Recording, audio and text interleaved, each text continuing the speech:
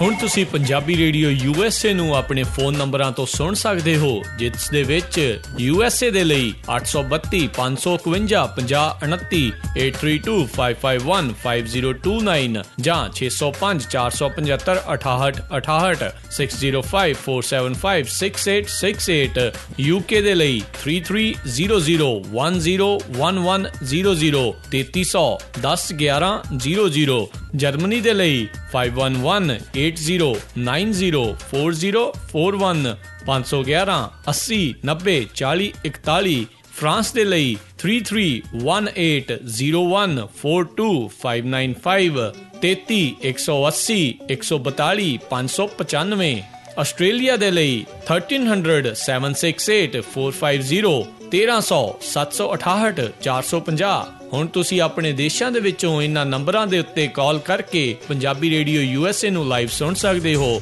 ਇਸ ਦੇ ਨਾਲ ਹੀ ਤੁਸੀਂ ਖਬਰਾਂ, ਖਬਰ ਤੇ ਨਜ਼ਰ, ਸਿਹਤ ਸੰਭਾਲ ਦਾ ਪ੍ਰੋਗਰਾਮ, ਨਾਨ ਸਟਾਪ ਪੰਜਾਬੀ ਗੀਤ, ਗੁਰਬਾਣੀ ਰੇਡੀਓ, ਸ਼੍ਰੀ ਦਰਬਾਰ ਸਾਹਿਬ ਜੀ ਦੇ ਹੁਕਮਨਾਮਾ ਸਾਹਿਬ ਦੀ ਵਿਆਖਿਆ ਪੰਜਾਬੀ ਅਤੇ ਅੰਗਰੇਜ਼ੀ ਦੇ ਵਿੱਚ, ਵੱਖ-ਵੱਖ ਗੁਰੂ ਘਰਾਂ ਦਾ ਸਿੱਧਾ ਪ੍ਰਸਾਰਣ, ਇਹ ਸਾਰਾ ਕੁਝ ਇਹਨਾਂ ਨੰਬਰਾਂ ਤੇ ਡਾਇਲ ਕਰਕੇ ਸੁਣ ਸਕਦੇ ਹੋ। ਸੁਣਦੇ ਰਹੋ ਪੰਜਾਬੀ ਰੇਡੀਓ USA।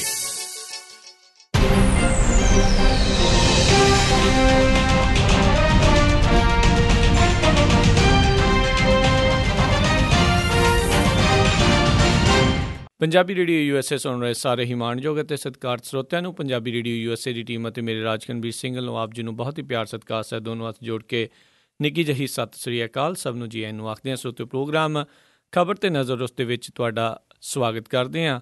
ਸਾਡੇ ਅੱਜ ਦੇ ਇਸ ਪ੍ਰੋਗਰਾਮ ਦੇ ਵਿੱਚ ਅੱਜ ਦੇ ਦਿਨ ਸਾਡੇ ਨਾਲ ਜੁੜਦੇ ਨੇ ਪਟਿਆਲਾ ਸਟੂਡੀਓਜ਼ ਤੋਂ ਬਲਤੇਜ ਪੰਨੂ ਜੀ। ਬਲਤੇਜ ਪੰਨੂ ਜੀ, ਜੀ ਆਇਆਂ ਨੂੰ, ਸਤਿ ਸ੍ਰੀ ਅਕਾਲ ਹੈ ਜੀ। ਸਤਿ ਸ੍ਰੀ ਅਕਾਲ ਜੀ, ਧੰਨਵਾਦ, ਮਿਹਰਬਾਨੀ ਜੀ। ਸਾਡੇ ਅੱਜ ਦੇ ਪ੍ਰੋਗਰਾਮ ਖਬਰ ਤੇ ਨਜ਼ਰ ਹੈ, ਇਸ ਨੂੰ ਸਪਾਂਸਰ ਕਰਦੇ ਹਨ ਖਾਲਸਾ ਇੰਸ਼ੋਰੈਂਸ ਏਜੰਸੀ ਵਾਲੇ, ਜਿਨ੍ਹਾਂ ਦਾ ਫ਼ੋਨ ਨੰਬਰ 408 272 2500, 4082722500। ਇਹਨਾਂ ਕੋਲ ਤੁਸੀਂ ਹਰ ਤਰ੍ਹਾਂ ਦੀ ਇੰਸ਼ੋਰੈਂਸ ਕਰਵਾ ਸਕਦੇ ਹੋ। ਓਬਾਮਾ ਕੇਅਰ ਦੇ ਤਹਿਤ ਵਾਸ਼ਿੰਗਟਨ ਸਟੇਟ ਅਤੇ ਕੈਲੀਫੋਰਨੀਆ ਸਟੇਟ ਦੇ ਵਿੱਚ ਇਹ ਐਪਲੀਕੇਸ਼ਨਾਂ ਫ੍ਰੀ ਆਫ ਕਾਸਟ ਮੁਫਤ ਭਰਦੇ ਨੇ। ਅਤੇ ਇਸ ਦੇ ਨਾਲ ਨਾਲ ਕਰਮਪਾਲ ਸਿੰਘ ਜੀ, ਜਸਜੀਤ ਕੌਰ ਜੀ, ਹਰਪਾਲ ਸਿੰਘ ਜੀ, ਮੰਜਲ ਭਰਾ, ਦਲੀਪ ਸਿੰਘ ਅਤੇ ਅਵਤਾਰ ਸਿੰਘ, ਰਜਿੰਦਰ ਕੌਰ ਜੀ, ਬਲਵਿੰਦਰ ਸਿੰਘ ਭੇਲਾ ਜੀ ਅਤੇ ਰਜਿੰਦਰ ਕੁਮਾਰ ਜੀ, ਅਸੀਂ ਇਹਨਾਂ ਸਾਰਿਆਂ ਦਾ ਬਹੁਤ ਬਹੁਤ ਧੰਨਵਾਦ ਕਰਦੇ ਹਾਂ। ਜੇ ਤੁਸੀਂ ਜਾਂ ਕੋਈ ਹੋਰ ਕਾਰੋਬਾਰ ਇਸ ਪ੍ਰੋਗਰਾਮ ਨੂੰ ਸਪਾਂਸਰ ਕਰਨਾ ਚਾਹੁੰਦੇ ਹੋ, ਸਹਿਯੋਗ ਦੇਣਾ ਚਾਹੁੰਦੇ ਹੋ, ਉਸ ਦੇ ਲਈ ਸੰਪਰਕ ਕਰ ਸਕਦੇ ਹੋ ਨੰਬਰ 408 722 7698, 4087227698 ਦੇ ਉੱਤੇ। ਅਤੇ ਬਲਤੇਜ ਪੰਨੂ ਜੀ, ਆਪਣੀ ਗੱਲਬਾਤ ਦਾ ਜਿਹੜਾ ਸਿਲਸਿਲਾ ਆ ਉਹ ਸ਼ੁਰੂ ਕਰਦੇ ਹਾਂ। ਹਰਿਆਣੇ ਦੇ ਵਿੱਚ 3 ਕਹਿ ਲਓ ਵੀ ਬਹਾਦਰ ਕੁੜੀਆਂ ਦੇ ਵੱਲੋਂ ਉਹਨਾਂ ਦੇ ਨਾਲ ਜਿਹੜੀ ਛੇੜਛਾੜ ਕਰਨ ਵਾਲੇ ਜਿਹੜੇ ਮੁੰਡਿਆਂ ਸੀ, ਉਹਨਾਂ ਦੀ ਬੱਸ ਦੇ ਵਿੱਚ ਜਿਹੜੀ ਜੀ ਪਟਾਈ ਕੀਤੀ ਗਈ, ਕੁੱਟਿਆ ਗਿਆ।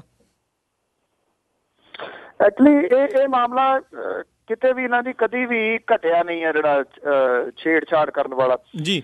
ਮੈਨੂੰ ਯਾਦ ਹੈ ਕਿ ਕੈਨੇਡਾ ਦੇ ਵਿੱਚ ਇਹਨੇ ਕੁਝ ਸਾਲ ਪਹਿਲਾਂ ਦੀ ਇੱਕ TV ਦੇ ਉੱਤੇ ਸੀਰੀਜ਼ ਕੀਤੀ ਸੀ ਉੱਥੋਂ ਦੇ ਸਟੂਡੈਂਟਸ ਦੇ ਨਾਲ, ਤੇ ਇੱਕ ਜਿਹੜੀ ਲੜਕੀ ਸੀਗੀ ਸਟੂਡੈਂਟ, ਉਹ ਕਹਿੰਦੀ ਸੀ ਕਿ ਜਿਹੜੇ ਕਾਲਜਸ ਦੇ ਵਿੱਚ ਪੰਜਾਬੀਆਂ ਦੀ ਭਰਮਾਰ ਹੈ ਅੱਜ ਵੀ ਕੈਨੇਡਾ ਦੇ ਵਿੱਚ, ਉਹਨਾਂ ਉਸ ਸਾਈਡ ਤੋਂ ਲੰਘਣਾ ਸਾਡੇ ਵਾਸਤੇ ਜਿਹੜਾ ਜੀ ਉਹ ਔਖਾ ਹੈ, ਕਿ ਉਹਨਾਂ ਨੇ ਕੁਛ ਨਾ ਕੁਛ ਬੋਲਣਾ ਹੀ ਬੋਲਣਾ ਜੀ। ਸੋ ਇਹ ਜਿਹੜਾ ਜੀ ਇਹ ਉੱਥੋਂ ਦੀ ਲੜਕੀ ਜਿਹੜੀ ਕਹਿੰਦੀ ਸੀ ਕਿ ਹਾਲਾਤ ਜਿਹੜੇ ਨੇ ਉਹ ਇੱਥੇ ਵੀ ਕੋਈ ਬਹੁਤੇ ਵੱਖਰੇ ਨਹੀਂ ਹੈਗੇ।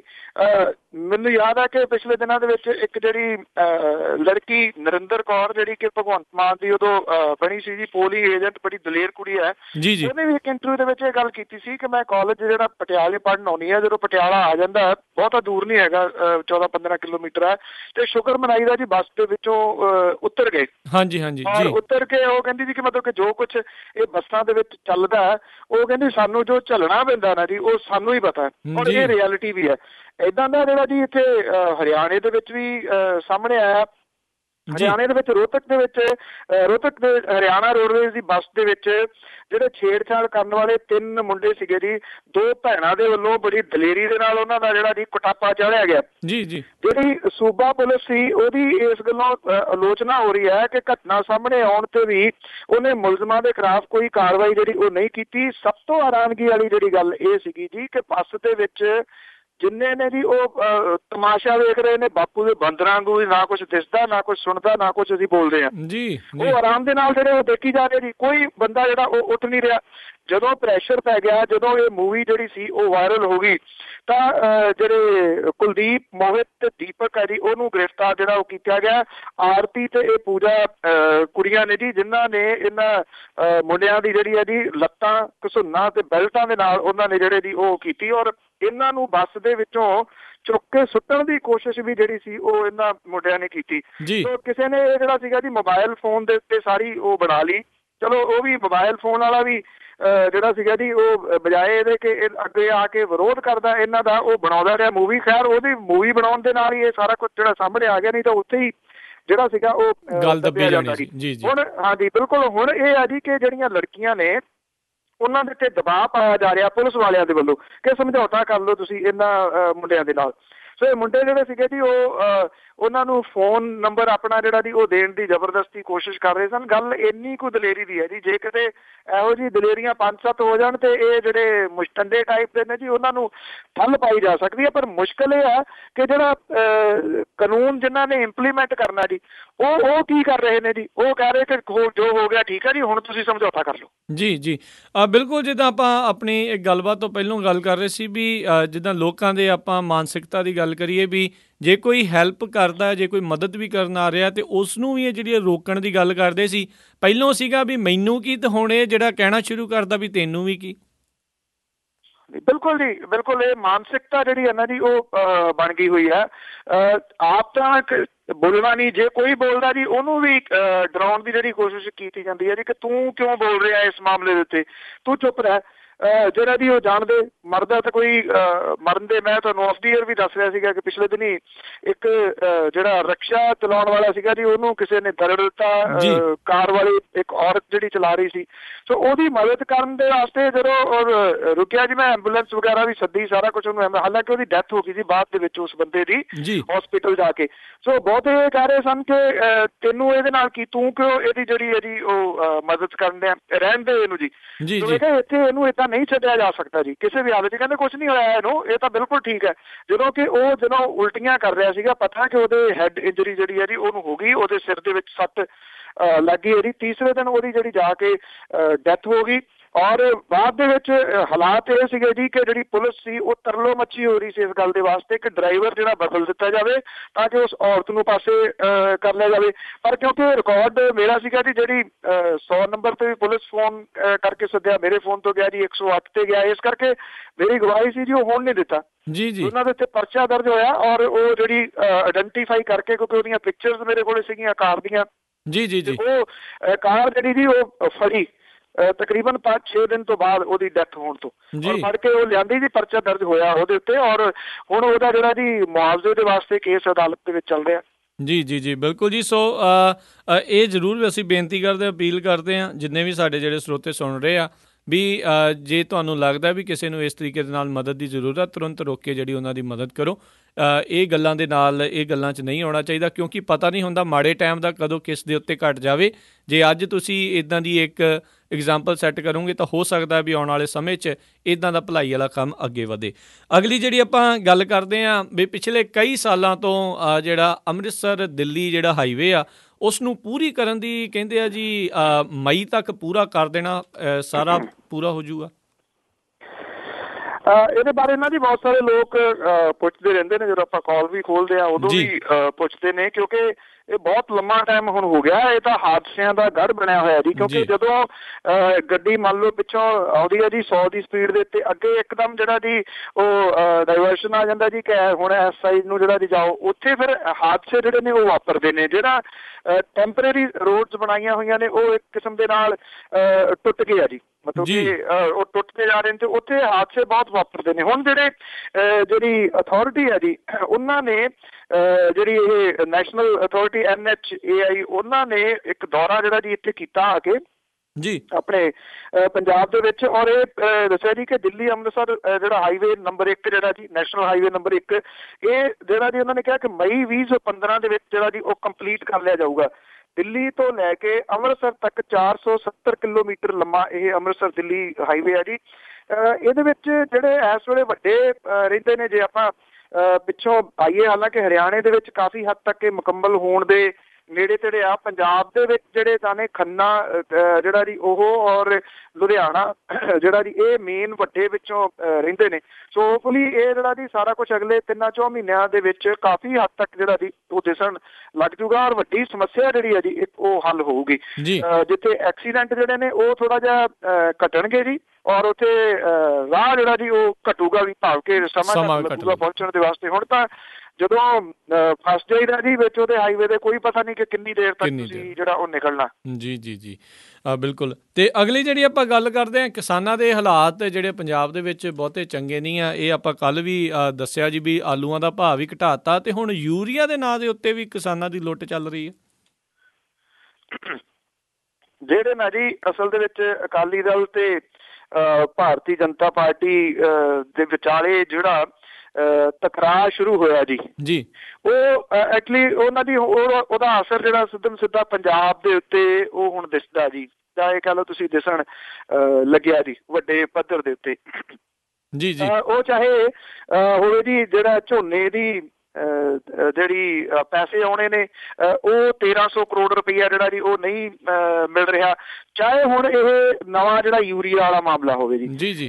ਇਸ ਟਾਈਮ ਯੂਰੀਆ ਦੀ ਬਹੁਤ ਲੋੜ ਪੈਂਦੀ ਹੈ ਕਣਕਾਂ ਦੇ ਵਾਸਤੇ ਜੀ, ਔਰ ਇਹ ਜਿਹੜੀ ਯੂਰੀਆ ਹੈ ਉਹ ਬਲੈਕ ਦੇ ਵਿੱਚ ਇਸ ਵੇਲੇ ਮਿਲ ਰਹੀ ਹੈ ਜੀ ਵੱਡੇ ਪੱਧਰ ਦੇ ਉੱਤੇ। ਜਿਹੜੇ ਇਹ ਕਿਹਾ ਜਾ ਰਿਹਾ ਹੈ ਕਿ ਪੰਜਾਬ ਦੀ ਜਿਹੜੀ ਸਰਕਾਰ ਹੈ ਉਹਦੇ ਵੱਲੋਂ ਜਿਹੜਾ ਲਿਖਿਆ ਜਾ ਚੁੱਕਿਆ ਜੀ ਜਿਹੜਾ ਕਈ ਵਾਰੀ ਸੈਂਟਰ ਦੀ ਸਰਕਾਰ ਨੂੰ, ਪਰ ਜਿਹੜਾ ਜੀ ਸੈਂਟਰ ਦੀ ਸਰਕਾਰ ਹੈ ਉਹਨੇ ਕੋਈ ਇਸ ਮਾਮਲੇ ਉੱਤੇ ਧਿਆਨ ਜਿਹੜਾ ਉਹ ਨਹੀਂ ਦਿੱਤਾ, ਔਰ ਉਹਦਾ ਧਿਆਨ ਨਾ ਦੇਣਾ ਉਹਦੇ ਨਾਲ ਇਹ ਹੋ ਗਿਆ ਜੀ ਕਿ ਲੁੱਟ ਖਸੁੱਟ ਜਿਹੜੀ ਹੈ ਜੀ ਉਹ ਵੱਧ ਗਈ ਕਿਸਾਨਾਂ ਦੀ।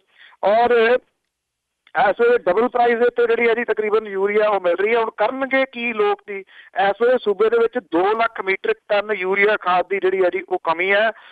ਕਰਕੇ ਦਿੱਤਾ ਜਾ ਰਿਹਾ ਕਿ ਪਿਛਲੇ ਮਹੀਨੇ ਆਂਧਰਾ ਪ੍ਰਦੇਸ਼ ਦੇ ਵਿੱਚ ਸਮੁੰਦਰੀ ਤੂਫਾਨ ਜਿਹੜਾ ਸੀ ਉਹ ਆਉਣ ਕਰਕੇ ਯੂਰੀਆ ਦੀ ਦਰਾਮਦ ਦੇ ਉੱਤੇ ਜਿਹੜੀ ਸੈਂਟਰ ਦੀ ਸਰਕਾਰ ਹੈ ਜੀ ਉਹਨੇ ਟੈਂਡਰ ਪ੍ਰਕਿਰਿਆ ਜਿਹੜੀ ਹੈ ਜੀ ਉਹ ਦੇਰ ਕਰਤੀ ਹੈ। ਇਹ ਅਸਲ ਦੇ ਵਿੱਚ ਬਹਾਨੇ ਨੇ ਜੀ, ਝਿੜਕਾਂ ਨੇ ਜਿਹੜੀਆਂ ਡਾਹੀਆਂ ਜਾ ਰਹੀਆਂ ਨੇ ਤਾਂ ਕਿ ਜਿਹੜੇ ਇੱਥੇ ਪੰਜਾਬ ਦੇ ਕਿਸਾਨ ਨੇ ਉਹ ਔਖੇ ਹੋਣਗੇ ਅਕਾਲੀ ਤੋਂ, ਤੇ ਉਹ ਉਹਨਾਂ ਦਾ ਵਿਰੋਧ ਜਿਹੜਾ ਜੀ ਉਹ ਜਾਰੀ ਰਹੂਗਾ। ਇਹਦੇ ਵਿੱਚ ਪਿਸਣਾ ਸ਼ੁਰੂ ਹੋ ਗਿਆ ਜੀ ਪੰਜਾਬ ਜਿਹੜਾ। ਇਹ ਗਲਤ ਪਾਲਿਸੀਜ਼ ਜਿਹੜੀਆਂ ਨੇ ਜੀ ਉਹ ਤੁਸੀਂ ਕਹਿ ਸਕਦੇ ਹੋ ਜਿਹੜੀਆਂ ਅਕਾਲੀਆਂ ਦੀਆਂ ਸਨ ਕਿ ਉਹਨਾਂ ਨੇ ਹੁਣ ਇਸ ਤਰੀਕੇ ਦੇ ਨਾਲ ਪੰਜਾਬ ਨੂੰ ਜਿਹੜਾ ਜੀ ਉਹ ਫਾਇਦੇ ਟੰਗਤਾ ਹੈ ਜੀ। ਬਿਲਕੁਲ ਜੀ ਬਿਲਕੁਲ। ਤੇ ਅਗਲੀ ਜਿਹੜੀ ਆਪਾਂ ਗੱਲ ਕਰਦੇ ਹਾਂ, ਰਾਮਪਾਲ ਤੋਂ ਬਾਅਦ ਦੇ ਵਿੱਚ ਹਾਈ ਕੋਰਟ ਨੇ ਸਖਤ ਨੋਟਿਸ ਲਿਆ ਆ ਸਿਰਸੇ ਵਾਲੇ ਦਾ। ਸਿਰਸੇ ਵਾਲੇ ਸੰਬੰਧੀ ਪਿਛਲੇ ਦਿਨੀ ਇੱਕ ਰਿਪੋਰਟਾਂ ਜਿਹੜੀਆਂ ਆਈਆਂ ਸਨ ਕਿ ਉਹਦੇ ਡੇਰੇ ਦੇ ਅੰਦਰ ਹਥਿਆਰ ਚਲਾਉਣ ਦੀ ਜਿਹੜੀ ਟ੍ਰੇਨਿੰਗ ਆ ਉਹ ਦਿੱਤੀ ਜਾ ਰਹੀ ਹੈ, ਤੇ ਉੱਥੇ ਜਿਹੜੀ ਉਹਦੀ ਪ੍ਰਾਈਵੇਟ ਸਿਕਿਉਰਿਟੀ ਹੈ ਉਹ ਕਾਇਮ ਕੀਤੀ ਜਾ ਰਹੀ ਹੈ ਜੀ। ਹੁਣ ਸਤਲੁਕ ਆਸ਼ਰਮ ਦੇ ਮੁਖੀ ਰਾਮਪਾਲ ਤੋਂ ਦੇ ਜਿਹੜਾ ਖਿਲਾਫ ਜਿਹੜਾ ਮਾਨਹਾਨੀ ਦੀ ਪਟੀਸ਼ਨ ਦਾ ਘੇਰਾ ਉਹ ਵੱਡਾ ਕਰਤਾ ਜੀ। ਪੰਜਾਬ ਤੇ ਹਰਿਆਣਾ ਹਾਈ ਕੋਰਟ ਨੇ ਡੇਰਾ ਸਿਰਸਾ ਮੁਖੀ ਗੁਰਮੀਤ ਰਾਮ ਰਹੀਮ ਵਿਰੁੱਧ ਜਿਹੜਾ ਚੱਲ ਰਿਹਾ ਹੱਤਿਆ ਤੇ ਬਲਾਤਕਾਰ ਦੇ ਕੇਸਾਂ ਦਾ ਨੋਟਿਸ ਜਿਹੜਾ ਜੀ ਉਹ ਲਿਆ, ਔਰ ਇਸ ਮਾਮਲੇ ਨੂੰ ਜਨਹਿਤ ਕੇਸ ਵਜੋਂ ਲਏ ਜਾਣ ਦੇ ਨਿਰਦੇਸ਼ ਦਿੱਤੇ ਜੀ। ਸੋ ਇਹ ਇੰਡੀਵਿਜੂਅਲ ਨੇ ਜੀ ਹੁਣ, ਇਸ ਕਰਕੇ ਇਹਦੇ ਉੱਤੇ ਕਾਰਵਾਈ ਜਿਹੜੀ ਜਿੱਥੇ ਤੇਜ਼ੀ ਦੇ ਨਾਲ ਹੋਣ ਦੇ ਆਸਾਰ ਜਿਹੜੇ ਉਹ ਬਣ ਗਏ ਨੇ ਜੀ। ਹਾਈ ਕੋਰਟ ਨੇ ਸਪਸ਼ਟ ਕੀਤਾ ਕਿ ਧਾਰਮਿਕ ਥਾਵਾਂ ਕਿਸੇ ਡੇਰੇ ਜਾਂ ਆਸ਼ਰਮ ਤੇ ਮੁਖੀ ਦੀ ਰੱਖਿਆ ਕਰਨ ਵਾਸਤੇ ਪ੍ਰਾਈਵੇਟ ਕਮਾਂਡੋਜ਼ ਨੂੰ ਸਿਖਲਾਈ ਨਹੀਂ ਦਿੱਤੀ ਜਾ ਸਕਦੀ। ਨਾ ਇਹਨਾਂ ਥਾਵਾਂ ਨੂੰ ਕਿਸੇ ਵੀ ਕੀਮਤ ਦੇ ਉੱਤੇ ਹਥਿਆਰ ਤੇ ਅਸਲੇ ਤੇ ਡੰਪਿੰਗ ਗਰਾਊਂਡ ਜਿਹੜਾ ਜੀ ਉਹ ਬਣਨ ਦਿੱਤਾ ਜਾਊਗਾ। ਅਦਾਲਤ ਨੇ ਸਮੇਂ-ਸਮੇਂ ਤੇ ਡੇਰੇ ਦੀ ਤਲਾਸ਼ੀ ਲਏ ਜਾਣ ਦੇ ਹੁਕਮ ਜਿਹੜੇ ਨੇ ਉਹ ਦਿੱਤੇ ਨੇ। ਡਿਵੀਜ਼ਨ ਬੈਂਚ ਨੇ ਸਮੇਂ-ਸਮੇਂ ਡੇਰਿਆਂ ਦੀ ਤਲਾਸ਼ੀ ਲਏ ਜਾਣ ਦੀ ਲੋੜ ਤੇ ਜ਼ੋਰ ਦਿੱਤਾ ਹੈ। ਬੈਂਚ ਨੇ ਕਿਹਾ ਕਿ ਕਿਸੇ ਵਿਅਕਤੀ ਵਿਸ਼ੇਸ਼ ਦੀ ਰਾਖੀ ਲਈ ਪ੍ਰਾਈਵੇਟ ਕਮਾਂਡੋਜ਼ ਨੂੰ ਸਿਖਲਾਈ ਦੇਣੀ ਤੇ ਜਾਂ ਫਿਰ ਉਹਨਾਂ ਨੂੰ ਗੈਰ ਕਾਨੂੰਨੀ ਹਥਿਆਰਾਂ ਨਾਲ ਲੈਸ ਕਰਨ ਨਾਲ ਯਕੀਨਨ ਜਿਹੜਾ ਨਿਆਂਪਾਲਿਕਾ ਲਈ ਔਰ ਸਰਕਾਰ ਦੇ ਵਾਸਤੇ ਵੱਡੇ ਪੱਧਰ ਦੇ ਉੱਤੇ ਖਤਰੇ ਜਿਹੜੇ ਨੇ ਉਹ ਖੜੇ ਹੋ ਜਾਣਗੇ। ਸੋ ਇਹ ਜਿਹੜਾ ਜੀ ਬੜਾ ਸਖਤ ਆਦੇਸ਼ ਜਿਹੜਾ ਆਇਆ, ਮੇਰਾ ਖਿਆਲ ਦੇਰ ਆਇਦ ਦਰੁਸਤ ਆਇਦ ਵਾਲੀ ਗੱਲ ਹੈ ਜੀ। ਬੜੀ ਦੇਰ ਪਹਿਲਾਂ ਇਹੋ ਜਿਹਾ ਆਦੇਸ਼ ਆ ਜਾਣਾ ਚਾਹੀਦਾ ਸੀਗਾ। ਸ਼ਾਇਦ ਸਰਕਾਰਾਂ ਨੇ, ਪ੍ਰਸ਼ਾਸਨ ਨੇ ਤਾਂ ਨਹੀਂ ਸਿੱਖਿਆ ਮਾਮਲੇ ਦੇ ਉੱਤੇ ਰਾਮਪਾਲ ਵਾਲੇ ਸਾਰੇ ਘਟਨਾਕ੍ਰਮ ਤੋਂ ਬਾਅਦ। ਹਾਂ, ਇੰਨਾ ਜ਼ਰੂਰ ਹੈ ਜੀ, ਹਾਈ ਕੋਰਟ ਨੇ ਇਹਦਾ ਨੋਟਿਸ ਲਿਆ। ਇੱਕ ਵਾਰੀ ਫੇਰ ਜਿਹੜੀ ਹੈ ਜੀ ਉਹ ਸ਼ਾਬਾਸ਼ ਜ਼ਰੂਰ ਦੇਣੀ ਬਣਦੀ ਹੈ ਕਿ ਉਹਨਾਂ ਨੇ ਪਹਿਲਾਂ ਵੀ ਰਾਮਪਾਲ ਵਾਲੇ ਮਾਮਲੇ ਦੇ ਉੱਤੇ ਵੀ ਬੜਾ ਸਖਤ ਸਟੈਂਡ ਲੈ ਕੇ ਉਹਨੂੰ ਅੰਦਰ ਘੁਰਨੇ ਜੋੜੇ ਨੂੰ ਜਿਹੜਾ ਸੀਗਾ ਉਹ ਕੱਢਿਆ। ਤੇ ਉਮੀਦ ਹੈ ਜੀ ਇਹਦਾ ਜਿਹੜਾ ਬਣਾਇਆ ਹੋਇਆ ਭੋਰਾ ਉੱਥੋਂ ਇਹਨੂੰ ਵੀ ਕੱਢਣ ਦੇ ਵਾਸਤੇ ਕੁਛ ਨਾ ਕੁਛ ਏਦਾਂ ਦੀ ਕਾਰਵਾਈ ਹੋਊਗੀ ਕਦੀ। ਜੀ ਬਿਲਕੁਲ ਇਹੀ ਉਮੀਦ ਕੀਤੀ ਜਾ ਸਕਦੀ ਆ। ਅਗਲੀ ਆਪਾਂ ਗੱਲ ਕਰਦੇ ਹਾਂ ਅਕਾਲੀ ਭਾਜਪਾ ਦੇ ਗੱਠਜੋੜ ਨੂੰ ਲੈ ਕੇ ਵੀ ਇਹ ਨਗਰ ਨਿਗਮ ਦੀਆਂ ਚੋਣਾਂ ਦੇ ਵਿੱਚ ਜਿਹੜੇ ਕਹਿ ਰਹੇ ਆ ਭਾਜਪਾ ਵਾਲੇ ਵੀ ਜਿਹੜੀਆਂ ਸੀਟਾਂ ਸਾਨੂੰ ਪਹਿਲੋਂ ਮਿਲਦੀਆਂ ਸੀ ਹੁਣ ਓਨੀਆਂ ਨਹੀਂ, ਉਸ ਤੋਂ ਜ਼ਿਆਦਾ ਚਾਹੀਦੀਆਂ। ਕਹਿਣ ਨੂੰ ਇੱਕ ਜਿਹੜੀ ਕਮੇਟੀ ਹੈ ਜੀ ਉਹ ਬਣਾਈ ਹੈ ਪਿਛਲੇ ਦਿਨੀ ਅਕਾਲੀ ਦਲ ਨੇ ਬੀਜੇਪੀ ਨੂੰ ਨਾਲ ਜਿਹੜਾ ਜੀ ਲੈ ਕੇ, ਇਹਦੇ ਵਿੱਚ ਪੰਜਾਬ ਪ੍ਰਦੇਸ਼ ਜਿਹੜੀ ਭਾਜਪਾ ਉਹਦੇ ਪ੍ਰਧਾਨ ਕਮਲ ਸ਼ਰਮਾ ਨੂੰ ਵੀ ਜਿਹੜਾ ਜੀ ਉਹ ਲਿਆ ਗਿਆ। ਸੋ ਜਿਹੜਾ ਇਹ ਬਿਆਨ ਹੈ ਜੀ ਸਿੱਧਮ ਸਿੱਧਾ ਇਸ਼ਾਰਾ ਜਿਹੜਾ ਜੀ ਇਸ ਪਾਸੇ ਵੱਲ ਨੂੰ ਕਰਦਾ, ਕਿਉਂਕਿ ਅਕਾਲੀ ਦਲ ਬਾਰ-ਬਾਰ ਇਹ ਕਹੀ ਜਾ ਰਿਹਾ ਕਿ ਨਿਗਮ ਦੀਆਂ ਚੋਣਾਂ ਪਹਿਲਾਂ ਜਿਹੜਾ ਸਮਝੌਤਾ ਹੋਇਆ ਉਹਦੇ ਮੁਤਾਬਕ ਹੀ ਹੋਣਗੀਆਂ, ਭਾਵ ਕਿ ਜਿੰਨੀਆਂ ਸੀਟਾਂ ਪਹਿਲਾਂ ਛੱਡੀਆਂ ਜਾਂਦੀਆਂ ਸੀਗੀਆਂ ਉਨੀਆਂ ਹੀ ਜਿਹੜੀ ਉਹ ਛੱਡੀਆਂ ਜਾਣਗੀਆਂ। ਔਰ ਪੰਜਾਬ ਭਾਜਪਾ ਲੀਡਰਸ਼ਿਪ ਜਿਹੜੀ ਹੈ ਜੀ ਹੁਣ ਤੱਕ ਇਹ ਕਹਿੰਦੀ ਰਹੀ ਹੈ ਕਿ ਜਿਹੜੀਆਂ ਨਿਗਮ ਦੀਆਂ ਜਿਹੜੀਆਂ ਚੋਣਾਂ ਨੇ ਅਸੀਂ ਰਲ ਕੇ ਜਿਹੜਾ ਜੀ ਉਹ ਲੜਾਂਗੇ ਤੇ ਪਹਿਲੇ ਤਰੀਕੇ ਦੇ ਨਾਲ ਜਿਹੜਾ ਜੀ ਉਹ ਲੜਾਂਗੇ। ਪਰ ਹੁਣ ਇਹ ਪਹਿਲੀ ਵਾਰੀ ਹੈ ਕਿ ਪੰਜਾਬ ਪ੍ਰਦੇਸ਼ ਜਿਹੜਾ ਭਾਜਪਾ ਦਾ ਪ੍ਰਧਾਨ ਹੈ ਉਹਨੇ ਪਹਿਲੇ ਸਟੈਂਡ ਤੋਂ ਹਟਦਿਆਂ ਹੋਇਆ ਇਹ ਗੱਲ ਸਿੱਧੇ ਰੂਪ ਦੇ ਵਿੱਚ ਕਹਿ ਦਿੱਤੀ ਹੈ ਕਿ ਹੁਣ ਭਾਜਪਾ ਪਹਿਲੇ ਮਸਲੇ ਦੇ ਉੱਤੇ ਨਹੀਂ ਅਟਕੂਗੀ, ਉਹਨੂੰ ਤਾਂ ਵੱਧ ਹਿੱਸਾ ਜਿਹੜਾ ਜੀ ਉਹ ਚਾਹੀਦਾ। ਪੰਜਾਬ ਦੇ ਵਿੱਚ ਨਸ਼ਿਆਂ ਬਾਰੇ ਭਾਰਤੀ ਜਨਤਾ ਪਾਰਟੀ ਦੇ ਸਟੈਂਡ ਨੂੰ ਸਪਸ਼ਟ ਕਰਦਿਆਂ ਹੋਇਆ ਕਮਲ ਸ਼ਰਮਾ ਨੇ ਕਿਹਾ ਕਿ ਪਾਰਟੀ ਸੂਬੇ ਦੇ ਵਿੱਚ ਨਸ਼ਿਆਂ ਦੇ ਖਾਤਮੇ ਲਈ ਜੀ ਜਾਨ ਨਾਲ ਕੰਮ ਜਿਹੜਾ ਜੀ ਉਹ ਕਰ ਰਹੀ ਹੈ। ਕਿਵੇਂ ਜੀ ਜਾਨ ਨਾਲ ਕੰਮ ਕਰ ਰਹੀ ਹੈ ਇਹ ਨਹੀਂ ਪਤਾ ਜੀ, ਨਾ ਉਹ ਮਜੀਠੀਆ ਦਾ ਅਸਤੀਫਾ ਮੰਗ ਰਹੀ ਹੈ, ਨਾ ਅਵਿਨਾਸ਼ ਚੰਦਰ ਦਾ ਅਸਤੀਫਾ ਜਿਹੜਾ ਜੀ ਉਹ ਮੰਗ ਰਹੀ ਹੈ। ਜੀ ਕਮਲ ਸ਼ਰਮਾ ਜਿਹੜਾ ਜੀ ਉਹਨੇ ਇਹ ਗੱਲ ਜ਼ਰੂਰ ਕਹੀ ਕਿ ਜਿਹੜੀਆਂ ਬਿਕਰਮ ਸਿੰਘ ਮਜੀਠੀਆ ਨੂੰ ਤਲਬ ਕਰਨ ਦੀਆਂ ਸੰਭਾਵਨਾਵਾਂ ਨੇ ਉਹਦੇ ਬਾਰੇ ਉਹਨੇ ਕਿਹਾ ਕਿ ਇਹਦੀ ਕੋਈ ਜਾਣਕਾਰੀ ਨਹੀਂ ਉਹਨਾਂ ਨੂੰ। ਅੱਛਾ ਜੀ, ਸਾਰੀ ਦੁਨੀਆ ਦੇ ਵਿੱਚ ਰੌਲਾ ਪਿਆ ਹੋਇਆ ਜੀ ਇਸ ਵੇਲੇ ਤੋਂ ਕਮਲ ਸ਼ਰਮਾ ਨੂੰ ਇਹਦੀ ਕੋਈ ਇਨਫੋਰਮੇਸ਼ਨ ਨਹੀਂ ਹੈ ਕਿ ਬਿਕਰਮ ਸਿੰਘ ਮਜੀਠੀਆ ਨੂੰ ਤਲਬ ਕਰਨ ਦੀਆਂ ਸੰਭਾਵਨਾਵਾਂ ਪੂਰੀਆਂ ਵਧੀਆਂ ਹੋਈਆਂ ਨੇ ਜੀ। ਬਿਲਕੁਲ ਜਿਹੜਾ ਜੀ ਪ੍ਰਕਾਸ਼ ਬਾਦਲ ਹੋਣਾ ਤੋਂ ਉਹ ਬਿਲਕੁਲ ਕਲਾਸਾਂ ਲੈ ਰਹੇ ਆ, ਇੱਦਾਂ ਲੱਗ ਰਿਹਾ ਆ। ਅਤੇ ਅਗਲੀ ਜਿਹੜੀ ਆਪਾਂ ਗੱਲ ਕਰਦੇ ਹਾਂ ਰੋਜ਼ਾਨਾ, ਜਿੱਦਾਂ ਤੁਸੀਂ ਆਪਾਂ ਗੱਲ ਕਰਦੇ ਸੀ ਵੀ ਸਕੈਂਡਲ ਨਵੇਂ ਤੋਂ ਨਵਾਂ ਜਿਹੜਾ ਜੀ ਸਾਹਮਣੇ ਆ ਰਿਹਾ ਆ। ਹੁਣ ਜਿਹੜਾ ਬੁਢਾਪਾ ਪੈਨਸ਼ਨ ਦੀ ਜਿਹੜੀ ਸਕੀਮ ਸੀ ਉਸ ਦੇ ਤਹਿਤ ਜਿਹੜੇ ਕੇਸ ਸੀਗੇ ਉਹਨਾਂ ਵਿੱਚ 1 ਲੱਖ ਤੋਂ ਵੱਧ ਜਿਹੜੀਆਂ ਇੱਦਾਂ ਬੁਢਾਪਾ ਪੈਨਸ਼ਨਾਂ ਆ ਉਹ ਜਾਲੀ ਆ।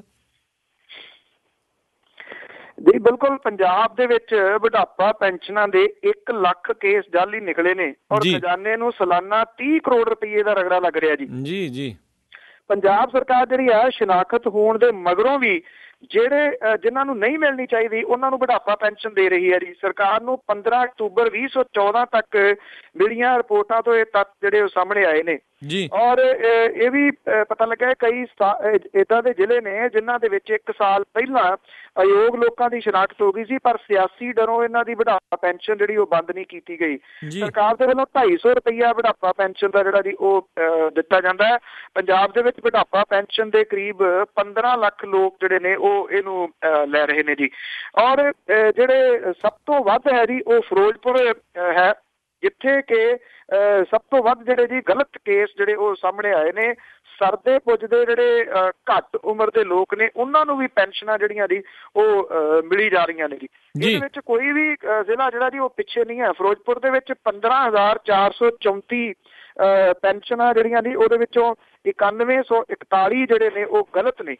ਪਟਿਆਲੇ ਦੇ ਵਿੱਚ ਜਿਹੜਾ ਜੀ 34,037 ਦੇ ਵਿੱਚੋਂ ਜੀ 90,183 ਜਿਹੜੇ ਉਹ ਗਲਤ ਪਾਏ ਗਏ ਨੇ।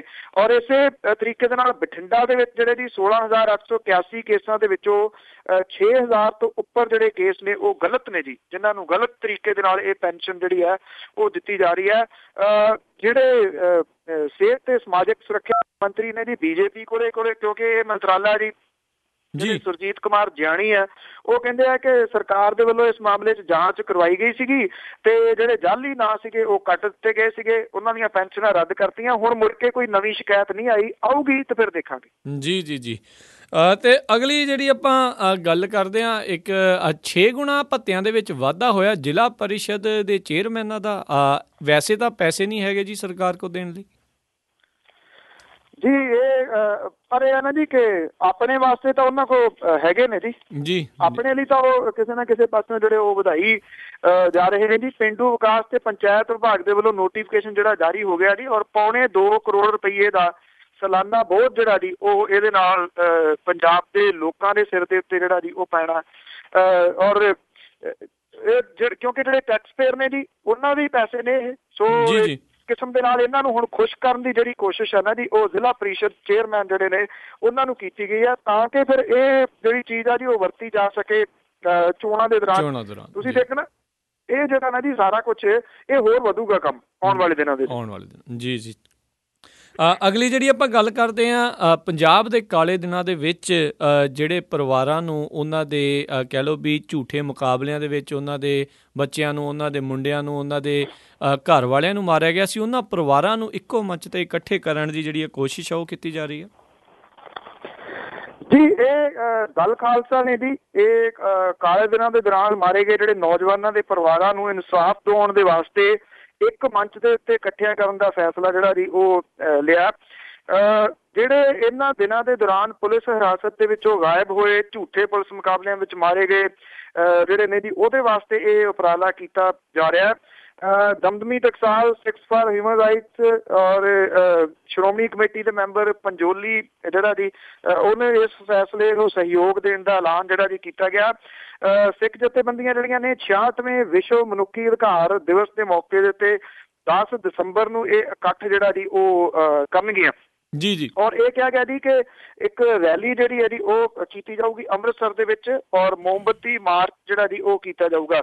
ਕਰਨੈਲ ਸਿੰਘ ਪੰਜੋਲੀ ਨੇ ਕਿਹਾ ਕਿ 1982 ਦੇ ਵਿੱਚ ਕੁਲਵੰਤ ਸਿੰਘ ਨਾਗੋਕੇ ਨੂੰ ਝੂਠੇ ਪੁਲਿਸ ਮੁਕਾਬਲੇ ਦੇ ਵਿੱਚ ਮਾਰਨ ਦਾ ਪਹਿਲਾ ਮਾਮਲਾ ਸਾਹਮਣੇ ਆਇਆ ਸੀਗਾ, ਔਰ ਉਸ ਤੋਂ ਬਾਅਦ ਫਿਰ ਇਹ ਜਿਹੜੀ ਤਕਰੀਬਨ ਲਾਈਨ ਹੀ ਲੱਗੀ, ਔਰ ਇਹ ਸਾਰੇ ਪਰਿਵਾਰ ਜਿਹੜੇ ਨੇ ਉਹਨਾਂ ਨੂੰ ਇਕੱਠਾ ਕਰਨ ਦਾ ਇਹ ਉਪਰਾਲਾ ਜਿਹੜਾ ਜੀ ਉਹ ਕੀਤਾ ਜਾ ਰਿਹਾ ਇਹਨਾਂ ਜਥੇਬੰਦੀਆਂ ਵੱਲੋਂ। ਦੇਖਦੇ ਹਾਂ ਕਿੰਨੇ ਕੁ ਸਫਲ ਹੁੰਦੇ ਨੇ ਇਹਦੇ ਵਿੱਚ, ਕਿਉਂਕਿ ਪਿਛਲੇ ਸਮੇਂ ਦੇ ਦੌਰਾਨ ਜੇਕਰ ਦੇਖੀਏ ਤਾਂ ਇਹ ਕੁਝ ਸਫਲ ਨਹੀਂ ਹੋ ਸਕਿਆ ਜੀ ਕਦੀ ਵੀ।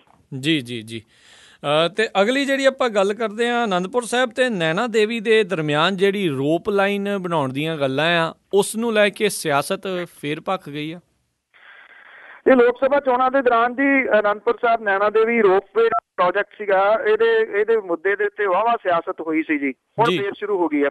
ਹਿਮਾਚਲ ਪ੍ਰਦੇਸ਼ ਕਾਂਗਰਸ ਦੇ ਆਗੂਆਂ ਨੇ ਇਸ ਪ੍ਰੋਜੈਕਟ ਨੂੰ ਖਾਲਸਾ ਪੰਥ ਦੇ ਜਨਮ ਸਥਾਨ ਅਨੰਦਪੁਰ ਸਾਹਿਬ ਤੋਂ ਸ਼ੁਰੂ ਕਰਨ ਦੀ ਵਕਾਲਤ ਜਿਹੜੀ ਹੈ ਜੀ ਉਹ ਕੀਤੀ ਹੈ। ਪੰਜਾਬ ਦੇ ਮੁੱਖ ਮੰਤਰੀ ਪ੍ਰਕਾਸ਼ ਸਿੰਘ ਬਾਦਲ ਤੇ ਹਿਮਾਚਲ ਪ੍ਰਦੇਸ਼ ਦੇ ਉਦੋਂ ਦੇ ਪਹਿਲੇ ਮੁੱਖ ਮੰਤਰੀ ਜਿਹੜੇ ਸਨ ਜੀ ਪ੍ਰੇਮ ਕੁਮਾਰ ਧੂਮਲ ਨੇ ਇਸ ਰੋਪਵੇ ਪ੍ਰੋਜੈਕਟ ਨੂੰ ਬਣਾਉਣ ਦੇ ਵਾਸਤੇ ਸਮਝੌਤਾ ਜਿਹੜਾ ਕੀਤਾ ਸੀਗਾ, ਔਰ ਜਦੋਂ ਹਿਮਾਚਲ ਪ੍ਰਦੇਸ਼ ਦੇ ਵਿੱਚ ਸਰਕਾਰ ਬਦਲ ਗਈ, ਵੀਰਭੱਦਰ ਸਿੰਘ ਮੁੱਖ ਮੰਤਰੀ ਬਣੇ, ਤਾਂ ਸਭ ਤੋਂ ਪਹਿਲਾਂ ਉਹਨਾਂ ਨੇ ਇਸ ਸਮਝੌਤੇ ਨੂੰ ਰੱਦ ਕਰਤਾ ਜੀ। ਇਸ ਤੋਂ ਬਾਅਦ ਲੋਕ ਸਭਾ ਚੋਣਾਂ ਦੇ ਦੌਰਾਨ ਅੰਬਿਕਾ ਸੋਨੀ ਦੀ ਹਾਰ ਦਾ ਮੁੱਖ ਸਰਕਾਰ ਦੇ ਵੱਲੋਂ ਲਿਆ ਗਿਆ ਇਹ ਫੈਸਲਾ ਬਣ ਗਿਆ ਜੀ ਜੀ। ਹੁਣ ਜਿਹੜੀ ਹੈ ਜੀ ਸਰਕਾਰ ਉੱਥੋਂ ਦੀ ਜਿਹੜੀ ਹੈ ਜੀ ਕਾਂਗਰਸ ਦੀ, ਉਹਨੇ ਫੇਰ ਦੁਬਾਰਾ ਜਿਹੜਾ ਜੀ ਇਹ ਮਾਮਲਾ ਸ਼ੁਰੂ ਕੀਤਾ, ਔਰ ਜਿਹੜਾ ਜੀ ਇਹਦੇ ਉੱਤੇ ਸਿਆਸਤ ਜਿਹੜੀ ਹੈ ਜੀ ਫੇਰ ਹੋਣੀ ਸ਼ੁਰੂ ਹੋ ਗਈ ਹੈ। ਔਰ ਜਿਹੜੀ ਉੱਥੋਂ ਦੀ ਕਾਂਗਰਸ ਦੀ ਸਰਕਾਰ ਹੈ ਉਹ ਕਹਿੰਦੀ ਹੈ ਕਿ ਇਹ ਜਿਹੜਾ ਜੀ ਉਹ ਕਾਂਗਰਸ ਨੂੰ ਆਪਣੀ ਗਲਤੀ ਦਾ ਅਹਿਸਾਸ ਹੋ ਗਿਆ, ਤੇ ਉਹ ਇਹਦੇ ਰੋਪਵੇ ਜਿਹੜਾ ਜੀ ਫੇਰ ਬਣਾਉਣਾ ਚਾਹੁੰਦੀ ਹੈ। ਤੋ ਦੇਖਦੇ ਹਾਂ ਜੀ ਕਿ ਹੁਣ ਅਕਾਲੀ ਦਲ ਵਾਲੇ ਜਿਹੜੇ ਉਹਨਾਂ ਨੂੰ ਕਿਹੋ ਜਿਹਾ ਸਹਿਯੋਗ ਦਿੰਦੇ ਨੇ। ਅਕਾਲੀ ਦਲ ਵਾਲੇ ਕਾਂਗਰਸ ਦੀ ਜਿਹੜੀ ਸਰਕਾਰ ਹੈ ਜੀ ਉਹਦਾ ਸਾਥ ਦੇਣਗੇ ਇਸ ਮਾਮਲੇ ਦੇ ਉੱਤੇ ਜਾਂ ਨਹੀਂ, ਕਿਉਂਕਿ ਸਿਆਸਤ ਹੀ ਹੈ ਜੀ। ਦੇਖਦੇ ਹਾਂ ਕਿੰਨੀ ਕੁ ਹੁੰਦੀ ਹੈ। ਜੀ ਜੀ। ਤੇ ਅਗਲੀ ਜਿਹੜੀ ਆਪਾਂ ਗੱਲ ਕਰਦੇ ਹਾਂ, ਭਾਜਪਾ ਜੋ ਕਿ ਪਹਿਲੋਂ ਜਦੋਂ ਆਪੋਜੀਸ਼ਨ ਦੇ ਵਿੱਚ ਸੀਗੀ, ਉਹਨਾਂ ਨੇ ਨੇਤਾ ਜੀ ਸੁਭਾਸ਼ ਚੰਦਰ ਬੋਸ ਆ ਉਹਨਾਂ ਦੇ ਬਾਰੇ ਜਾਣਕਾਰੀ ਮੰਗੀ ਸੀ, ਤੇ ਹੁਣ ਜਦੋਂ ਉਹੀ ਜਿਹੜੀ ਆ ਜੀ ਇਹਨਾਂ ਦੇ ਸਰਕਾਰ ਦੇ ਕੋਲੋਂ ਜਾਣਕਾਰੀ ਮੰਗੀ ਜਾ ਰਹੀ ਆ ਤੇ ਉਹ ਤੋਂ ਯੂ ਟਰਨ ਮਾਰ ਗਏ ਜੀ। ਐਕਚੁਅਲੀ ਸਾਰੇ ਮਾਮਲਿਆਂ ਦੇ ਉੱਤੇ ਏਦਾਂ ਹੀ ਹੋ ਰਿਹਾ ਜੀ। ਉਹ ਚਾਹੇ ਤੁਸੀਂ ਇਹ ਲਾ ਲਓ ਜੀ ਜਿਹੜਾ ਪੈਸਾ ਧਨ ਵਾਲਾ ਹੋਵੇ, ਚਾਹੇ ਕੋਈ ਵੀ ਜਿਹੜਾ ਮਾਮਲਾ ਹੋਵੇ, ਜਿਹੜੇ ਮਾਮਲਿਆਂ ਦੇ ਮੁੱਦੇ ਜਿਹੜੇ ਸੀ ਉਹ ਉਠਾਉਂਦੀ ਰਹੀ ਭਾਰਤੀ ਜਨਤਾ ਪਾਰਟੀ, ਉਹਨਾਂ ਮੁੱਦਿਆਂ ਦੇ ਉੱਤੇ ਹੀ ਹੁਣ ਜਿਹੜਾ ਜੀ ਉਹਦਾ ਬਿਲਕੁਲ ਉਲਟ ਸਟੈਂਡ ਹੈ।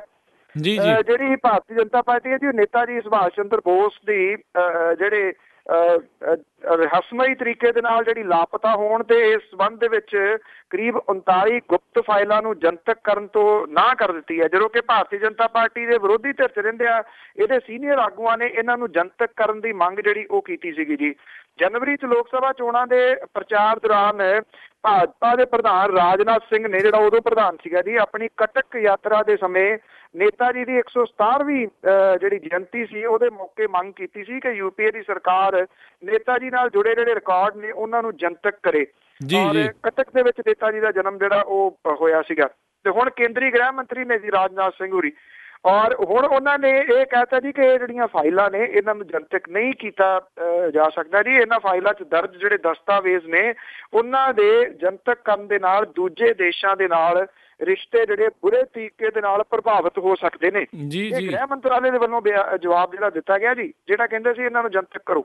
ਜੀ ਹੁਣ ਅਕਸਰ ਜਿਹੜਾ ਜੀ ਇੱਦਾਂ ਹੀ ਹੋਇਆ ਰਿਹਾ ਜੀ, ਜਿੱਦਾਂ ਪਹਿਲਾਂ ਵੀ ਕੀਤਾ ਸੀ ਵੀ ਜਦੋਂ ਮੰਗਦੇ ਸੀ ਉਹਨਾਂ ਦੇ ਕੋਲੋਂ ਵੀ ਇਹਨਾਂ ਨੂੰ ਕਰ ਦੇਣਾ ਚਾਹੀਦਾ ਤੇ ਫਿਰ ਇਹਨਾਂ ਨੂੰ ਪਤਾ ਲੱਗ ਜਾਂਦਾ ਵੀ ਬਾਹਰ ਜਿਹੜਾ ਜੋ ਦੱਸਦੇ ਆ ਤੇ ਮਾੜਾ ਹੋ ਜਾਂਦਾ। ਸੋ ਉਹੀ ਬਹਾਨਾ ਜਿਹੜਾ ਜੀ ਮੁੜ ਕੇ ਦੁਬਾਰਾ ਲਾਇਆ ਗਿਆ ਆ। ਤੇ ਹਾਈ ਕੋਰਟ ਨੇ ਪੰਜਾਬ ਸਰਕਾਰ ਨੂੰ ਨੋਟਿਸ ਜਾਰੀ ਕੀਤਾ ਹੈ ਜਿਹੜਾ ਇੱਟ ਭੱਠੇ ਦੇ ਗੈਰ ਕਾਨੂੰਨੀ ਢੰਗ ਦੇ ਨਾਲ ਚੱਲ ਰਹੇ ਆ ਜਿਹੜੇ ਭੱਠੇ ਆ। ਚੱਲ ਨਹੀਂ ਰਹੇ ਜੀ ਭੱਠੇ ਤਾਂ ਬੰਦ ਹੋ ਗਏ ਪੰਜਾਬ ਦੇ ਸਾਰੇ ਜੀ, ਸਾਰੇ ਹੀ ਬੰਦ ਨੇ ਜੀ ਸਮੁੱਚੇ ਭੱਠੇ ਜਿਹੜੇ ਨੇ। ਸੋ ਇਹ ਤਾਂ ਗਲਤ ਪਾਲਿਸੀਜ਼ ਨੇ ਜੀ। ਭੱਠੇ ਵੈਸੇ ਚੱਲਦੇ ਵੀ ਰਹਿਣ ਤਾਂ ਭੱਠੇ ਕਿਸ ਚੀਜ਼ ਦੇ ਉੱਤੇ ਚੱਲਣਗੇ ਜੀ ਜਦੋਂ ਜਿਹੜਾ ਇੱਥੇ ਨਾ ਤਾਂ ਰੇਤਾ ਮਿਲ ਰਹੀ ਆ ਨਾ ਜਿਹੜੀ ਹੈ ਜੀ ਉਹ ਬੱਜਰੀ ਮਿਲ ਰਹੀ ਆ। ਇੱਟਾਂ ਲਿਆ ਕੇ ਕਿਸੇ ਨੇ ਜਿਹੜੀਆਂ ਜੀ ਉਹ ਕੱਲੀਆਂ ਕੀ ਕਰਨੀਆਂ ਨੇ। ਇਹ ਇੱਟਾਂ ਦੇ ਜਿਹੜੇ ਭੱਠੇ ਨੇ ਚਲਾਉਣ ਜਾਂ ਨਾ ਚਲਾਉਣ ਦੇ ਮਾਮਲੇ ਕਰਕੇ ਜੀ ਇੱਟ ਭੱਠਾ ਮਾਲਕਾਂ ਦੀਆਂ ਜਿਹੜੀਆਂ ਦੋ ਧਿਰਾਂ ਬਣੀਆਂ ਹੋਈਆਂ ਨੇ। ਜਿਹੜੇ ਤੁਸੀਂ ਨੋਟਿਸ ਦੀ ਗੱਲ ਕਰ ਰਹੇ ਹੋ ਜੀ, ਨੈਸ਼ਨਲ ਗ੍ਰੀਨ ਟ੍ਰਿਬਿਊਨਲ ਜਿਹੜਾ ਜੀ ਉਹਨੇ ਇੱਟ ਭੱਠਿਆਂ ਲਈ ਕੀਤੀ ਜਾਂਦੀ ਜਿਹੜੀ ਮਾਈਨਿੰਗ ਆ ਉਹਦੇ ਉੱਤੇ ਰੋਕ ਲਾਈ ਹੋਈ ਆ। ਇਸੇ ਕਰਕੇ ਸਾਰੇ ਭੱਠੇ ਜਿਹੜੇ ਨੇ ਉਹ ਬੰਦ ਨੇ। ਕਿੰਨਾ ਮਜ਼ਦੂਰ ਜਿਹੜਾ ਤੁਸੀਂ ਅੰਦਾਜ਼ਾ ਲਾਓ ਜਿਹੜੇ ਭੱਠਿਆਂ ਦੇ ਉੱਤੇ ਆ ਕੇ ਕੰਮ ਕਰਦਾ ਸੀਗਾ ਤੇ ਆਪਣੇ ਪਰਿਵਾਰ ਪਾਲਦਾ ਸੀਗਾ, ਸਾਰਾ ਵਿਹਲਾ ਹੋ ਗਿਆ। ਰਾਜ ਮਿਸਤਰੀ ਵਿਹਲੇ ਹੋ ਗਏ, ਮਜ਼ਦੂਰ ਵਿਹਲੇ ਹੋ ਗਏ, ਇੱਟਾਂ ਟਾਇਲਾਂ ਜਿਹੜੇ ਲਾਉਣ ਵਾਲੇ ਉਹ ਵਿਹਲੇ ਹੋ ਗਏ, ਕਲੀਆਂ ਵਾਲੇ ਵਿਹਲੇ ਹੋ ਗਏ, ਜਿਹੜੇ ਲੋਹਾਰ ਜਾਂ ਤਰਖਾਨ ਜਿਹੜੇ ਸੀ ਉਹ ਸਾਰੇ ਵਿਹਲੇ ਹੋ ਗਏ ਜੀ। ਕੋਈ ਕੰਸਟਰਕਸ਼ਨ ਜਿਹੜੀ ਹੈ ਆਉਣ ਵਾਲੇ ਦਿਨਾਂ 'ਚ, ਕਿਉਂਕਿ ਇਹਨਾਂ ਦਿਨਾਂ 'ਚ ਬਹੁਤ ਲੋਕ ਆਉਂਦੇ ਨੇ, ਤੁਸੀਂ ਦੇਖੋ ਕੋਈ ਟਾਵਾਂ ਘਰ ਜਿਹੜਾ ਜੀ ਉਹ ਬਣਦਾ ਦੀਂਦਾ ਜੀ। ਨਹੀਂ ਤਾਂ ਅਦਰਵਾਈਜ਼ ਖਤਮ ਹੀ ਹੋ ਗਿਆ ਜੀ, ਟੋਟਲ ਕੰਸਟਰਕਸ਼ਨ ਖਤਮ ਹੋ ਗਈ ਪੰਜਾਬ ਦੇ ਵਿੱਚੋਂ ਜੀ। ਤੇ ਇੱਕ ਵਾਰੀ ਫਿਰ ਆਪਾਂ ਗੱਲ ਕਰਦੇ ਹਾਂ ਲਗਾਤਾਰ ਵੱਧ ਰਹੇ ਜਿਹੜੇ ਹਾਦਸੇ ਆ ਉਹਨਾਂ ਦੀ। ਪਿਛਲੇ ਦਿਨਾਂ ਦੇ ਵਿੱਚ ਫਿਰ ਜਿਹੜੇ ਹਾਦਸਿਆਂ ਦੇ ਵਿੱਚ 4 ਜਣਿਆਂ ਦੀ ਕੱਲ੍ਹ ਦੇ ਵਿੱਚ ਮੌਤ ਹੋਈ। ਪੰਜਾਬ ਦੀਆਂ ਜਿਹੜੀਆਂ ਸੜਕਾਂ ਨੇ ਇਹ ਤਾਂ ਮੈਂ ਐਕਚੁਅਲ ਕਹਿੰਦਾ ਜੀ ਇਹ ਬੰਦੇ ਖਾਣੀਆਂ ਸੜਕਾਂ ਨੇ ਜੀ। ਇਹਨਾਂ ਤੋਂ ਤਾਂ ਜਿੰਨਾ ਬਚਿਆ ਜਾ ਸਕੇ ਉਹਨਾਂ ਬਚਣ ਦੀ ਲੋੜ ਆ ਜੀ। ਕੋਈ ਇੱਥੇ ਨਹੀਂ ਦੇਖਦਾ ਜੀ ਕਿ ਕਿੱਧਰ ਨੂੰ ਉਹਨੇ ਜਾਣਾ, ਕੋਈ ਰੂਲ ਰੈਗੂਲੇਸ਼ਨ ਨਹੀਂ ਆ। ਪਿਛਲੇ ਦਿਨੀ ਨਾ ਇੱਥੇ ਪਾਕਿਸਤਾਨ ਤੋਂ ਇੱਕ ਟੀਮ ਆਈ ਹੋਈ ਸੀ, ਉਹਨਾਂ ਨੇ ਇੱਥੇ ਆ ਕੇ ਕਿਹਾ ਕਿ ਟ੍ਰੈਫਿਕ ਦਾ ਤਾਂ ਮੰਦਾ ਹਾਲ ਸਾਡੇ ਵੀ ਆ, ਪਰ ਲੋਕ ਇੰਨੇ ਮਾੜੇ ਨੀਗੇ ਜਿੰਨੇ ਅਸੀਂ ਇੱਥੇ ਦੇਖੇ ਆ। ਕਹਿੰਦੇ ਸਾਡੇ ਤਾਂ ਰੂਲ ਰੈਗੂਲੇਸ਼ਨ ਜਿਹੜੇ ਆ ਉਹ ਫੇਰ ਵੀ ਲੋਕ ਫੋਲੋ ਕਰਦੇ ਨੇ, ਤੁਹਾਡੇ ਤਾਂ ਇੱਥੇ ਪੁੱਛਦਾ ਹੀ ਕੋਈ ਨਹੀਂ। ਇਹ ਪਾਕਿਸਤਾਨ ਵਾਲੇ ਕਹਿ ਕੇ ਗਏ ਨੇ ਜੀ। ਔਰ ਇਹ ਹਾਦਸੇ ਜਿਹੜੇ ਨੇ ਉਹ ਵਾਪਰੀ ਜਾ ਰਹੇ ਨੇ। ਗੁਰਦਾਸਪੁਰ ਦੇ ਵਿੱਚ ਇੱਕ ਅਮਰੀਕਾ ਤੋਂ ਆਇਆ ਹੋਇਆ ਜਿਹੜਾ ਵਿਅਕਤੀ ਸੀਗਾ ਜੀ, ਹਫ਼ਤਾ ਪਹਿਲਾਂ ਹੀ ਉਹ ਆਇਆ ਇੱਥੇ ਜਿਹੜਾ ਆਪਣੇ ਕਿਸੇ ਆਪਣੇ ਦੋਸਤ ਦੇ ਵਿਆਹ ਦੇ ਉੱਤੇ ਜੀ। ਉਹਨਾਂ ਦੇ ਜਿਹੜੇ SUV ਸੀਗੀ ਜੀ ਉਹਦੀ ਟੱਕਰ ਅੱਗੋਂ ਉਹਦੇ ਇੱਕ ਜਿਹੜਾ ਟਰੱਕ ਸੀਗਾ ਰੇਤਾ ਦਾ ਭਰਿਆ ਉਹਦੇ ਨਾਲ ਜਿਹੜੀ ਟੱਕਰ ਉਹ ਹੋਈ ਹੈ ਜੀ। ਔਰ ਅਮਨਦੀਪ ਸਿੰਘ ਜਿਹੜਾ ਸੀਗਾ ਜੀ, ਜਿਹੜਾ ਕਿ ਅਮਰੀਕਾ ਦੇ ਵਿੱਚ ਰਹਿ ਰਿਹਾ ਲੰਮੇ ਸਮੇਂ ਤੋਂ, ਉਹਦੀ ਮੌਕੇ ਦੇ ਉੱਤੇ ਜਿਹੜੀ ਆ ਜੀ ਉਹ ਡੈਥ ਹੋ ਗਈ ਹੈ। ਉਹਦੇ ਨਾਲ ਇੱਕ ਹੋਰ ਵਿਅਕਤੀ ਜਿਹੜਾ ਜੀ ਉਹ ਮਾਰਿਆ ਗਿਆ। ਇਹ ਤਾਂ 12 ਤੋਂ 13 ਡੈਥ ਨੇ ਜੀ ਡੇਲੀ ਜਿਹੜੀਆਂ ਔਨ ਦੀ ਸਪੌਟ ਪੰਜਾਬ ਦੀਆਂ ਸੜਕਾਂ ਦੇ ਉੱਤੇ ਹੋ ਰਹੀਆਂ ਨੇ।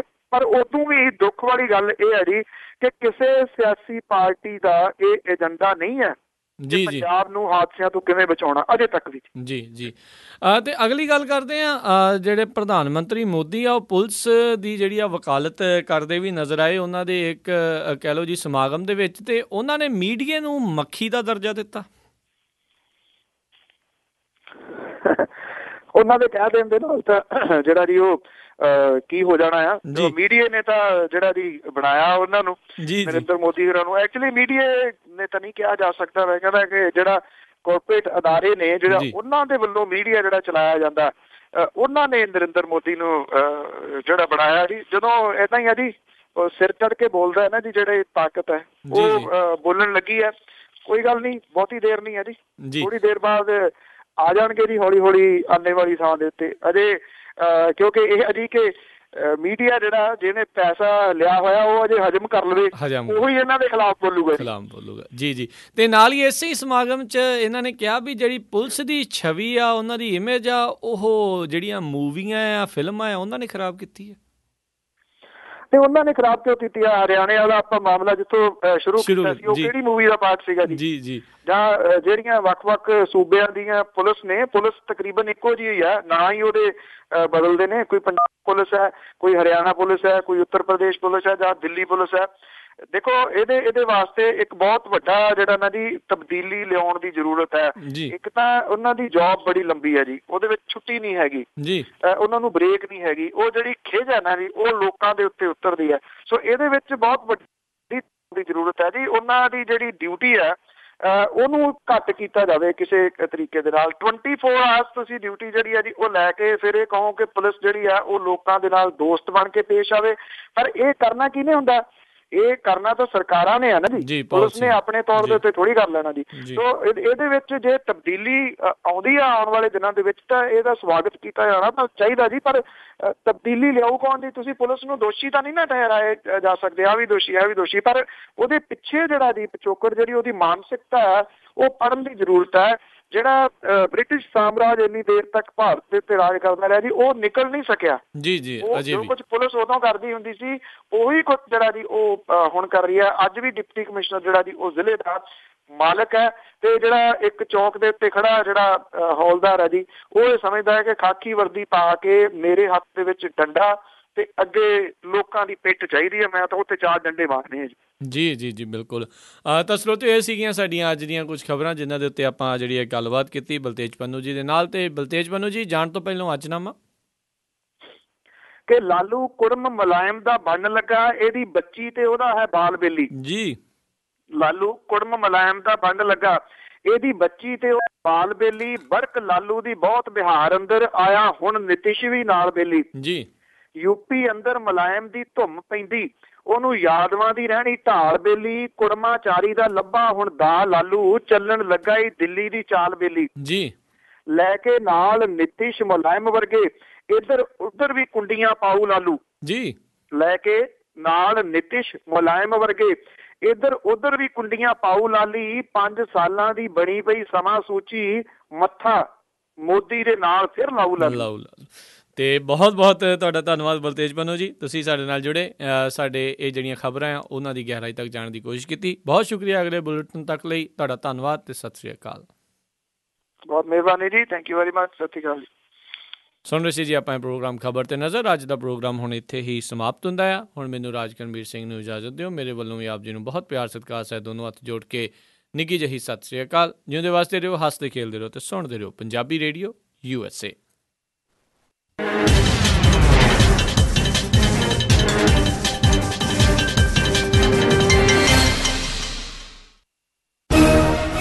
ਚੌਵੀ ਘੰਟਿਆਂ ਦੇ ਵਿੱਚ ਕਿਹੜੀਆਂ ਘਟਨਾਵਾਂ ਬਣੀਆਂ ਸੁਰਖੀਆਂ?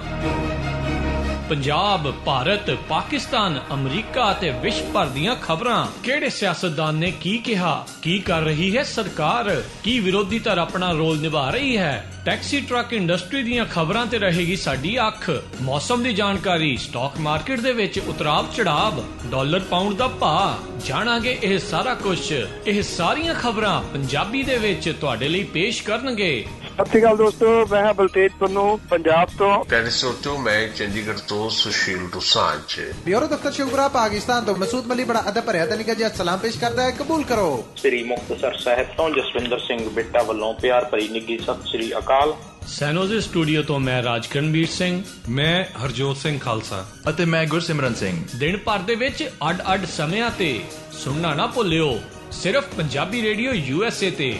ਵਧੇਰੇ ਜਾਣਕਾਰੀ ਲਈ ਕਾਲ ਕਰੋ 408 272 5200, 4082725200 ਜਾਂ 408 722 7698, 408722 7698।